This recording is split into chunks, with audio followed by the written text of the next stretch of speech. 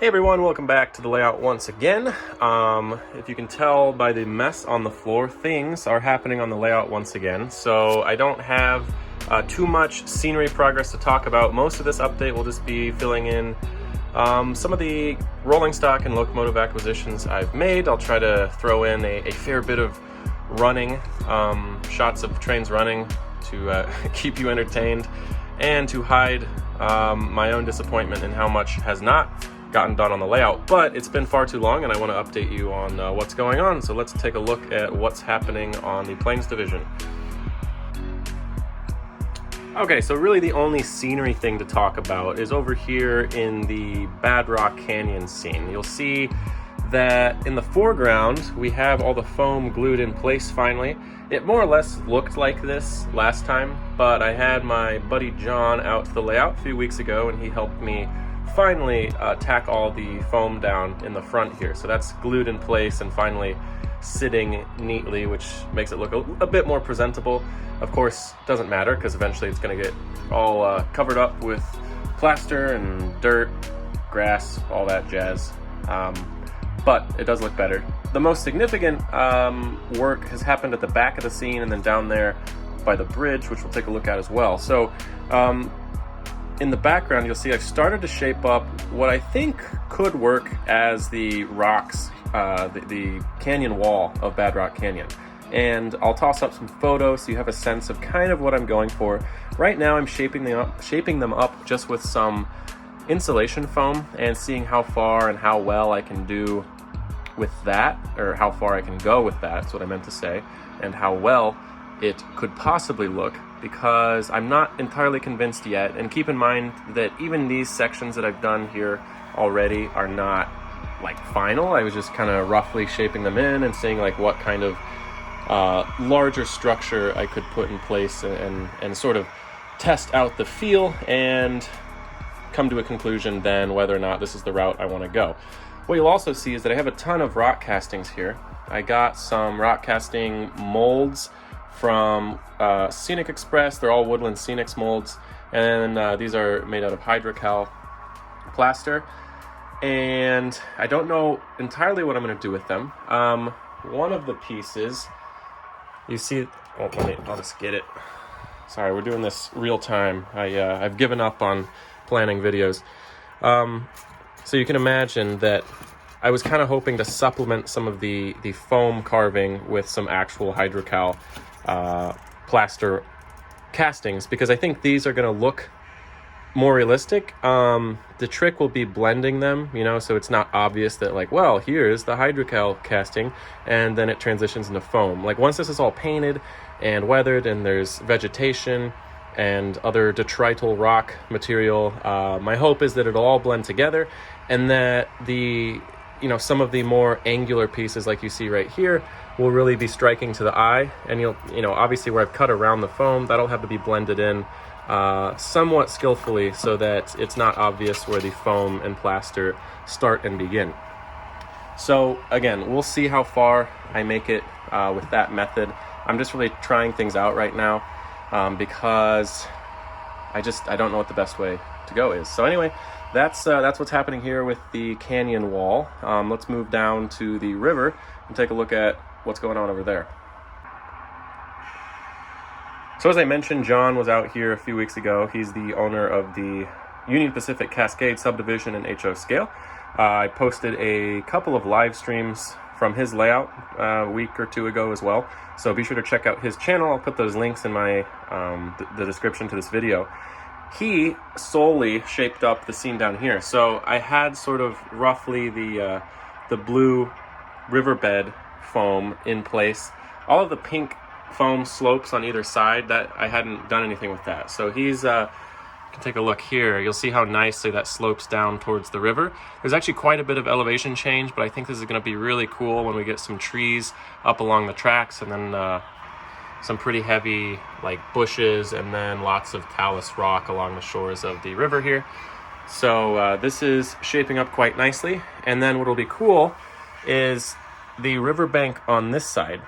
So to the left here, that's got to kind of sweep up, and it's going to go even higher than, like where that tree's sitting, it's going to continue to sweep up this way, and it's just going to sort of fluidly transition into the, whoops, I just broke something, into the canyon wall along the background. So you can't see it, it's very faint, but I've sort of penciled in, if you follow my finger, that the canyon wall is going to do something like this. It's going to be pretty tall right here, drop down towards the riverbank by the bridge, and then sort of where these three casts are sitting, it's going to dip down. There'll be sort of a ledge or a shelf there with some trees to fill in the rest of the backdrop.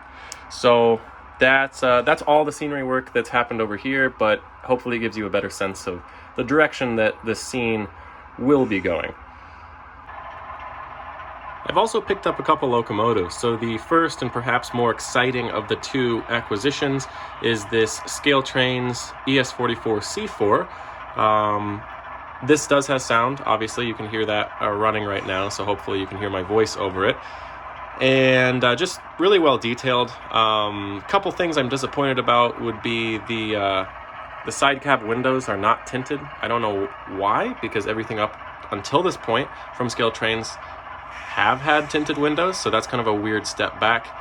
And then additionally, there was something else that I was annoyed by, and I'm forgetting now, but that's okay, because really the main takeaway is that this is actually a great model, and I love the sound file in it as well. I've turned down the volume a bit from the factory, but what's really cool, and you'll hear this in some of the running clips here, is that they've included the traction motor sound on these AC traction GE locomotives. The traction motor hum or whine or whatever you want to call it is pretty pronounced, and it's variable with speed. So if you start from a stop at the low speeds, it's just sort of this low hum, but as you pick up track speed, it really starts to scream, and it's a pretty cool feature and something that's been missing from any AC traction GE model. So it's great that ESU's finally included that in a sound file, and I can't wait at some point to sort of go back and update the older sound files I have to make sure that this feature is included. So great model. I'll be quiet here, and you can just continue watching it run around the layout for a little bit longer.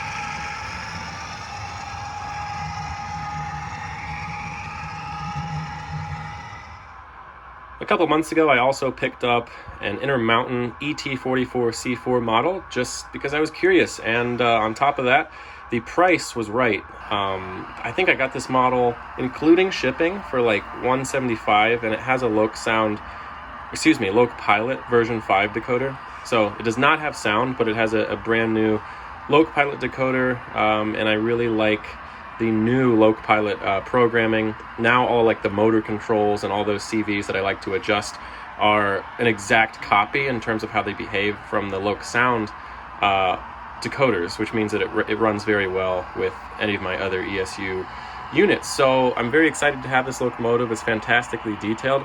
It's just really a different take on the Tier 4. This is obviously the angled exhaust version. You can see that. The leader of this consist is a square exhaust ET44C4 from Scale Trains. And if you just look at some of the comparisons, and I know that some of the details are going to be different because they represent different production runs on the prototype, but just look at sort of like the roof hatches there over the dynamic brake and auxiliary compartments there. You'll see how raised those panels are. On the Scale Trains model, it looks really good, but if you look at actual prototype photos, it's perhaps more exaggerated than it should be in real life. And then you'll look at the Intermountain model and see how much flatter it is. And this is perhaps under-exaggerated, if you will, or understated. So that's sort of a theme I see with these Intermountain models, is that everything is a little flatter, a little less dimensional, and it just gives the model a different look. It's not bad, it's not good, it's just a different take, and I'm actually quite a fan. It just feels like a sturdy model. And one of the things that I really like on this unit as compared to anything that Scale Trains has done is that the cab window tinting is very dark and it's very uniform and glossy. This model has actually been customized by Nick Taylor. He's Chili Sub Customs on Instagram and YouTube, and does some great custom work. So he weathered and customized this unit. But if you look at like stock Scale Trains models, excluding the new ES44s because they don't even have cab window tinting, but on their previous models, it looks like the cab windows are almost like spray painted or airbrushed lightly. That's not the case. It actually looks like peel and stick window tint, and it's just very, very smooth, very uniform. I love that. And then on the other side of the unit, you'll see that there's also a real metal brake chain. I like the X panels, the X bracing on the radiator section being very visible, albeit not transparent. The grills are not, they are. Let me restate that. You can't see through to the other side because the frame of the model blocks the view, so you're not seeing light all the way through on the other side of the locomotive, whereas you can see that on the Scale Trains model. And then I really like some of the paint detail they've done on the PTC array. Some of those smaller individual antennas are painted, they have a silver base, and then the tips are painted black, whereas that is absent on the Scale Trains model. So there's just a few things that Intermountain's done better, a few things that I like a bit less. For example, one of the things that isn't as good, if you look at the engine compartment here, I know this is a super nitpicky thing, but if you actually look at prototype photos, the whole engine compartment, that is like the area with the big 6 doors, on the angled exhaust version, it actually sits a couple inches lower than the square exhaust models. And if you compare this to either prototype photos or a Scale Trains model, you'll notice that they didn't actually change the engine cab height, whereas Scale Trains included that detail. So dimensionally, there's a couple things that are just like a few inches off, but you can, if you're not annoying like me, you can ignore those things and just take the model for what it is. It's a model, it represents a prototype, and it looks great. So really love this unit, and it looks awesome pulling trains around the layout. One of the other things that I've been working on, because apparently it's not like I need to get the layout done or pay for other things in my life, I've decided to waste some money on building the stack train out a little further, and I picked up a 3-unit set of 57-foot spine cars here. This is an Athearn Genesis model, and I also, to go with it, because I extended the train, really only by 3 cars, but I got some new containers. So these are not those, but I got 2 sets of 53-foot containers from Athearn. They are the former Martin intermodal containers, but they're actually COFC logistics. You can see that on the end of the container.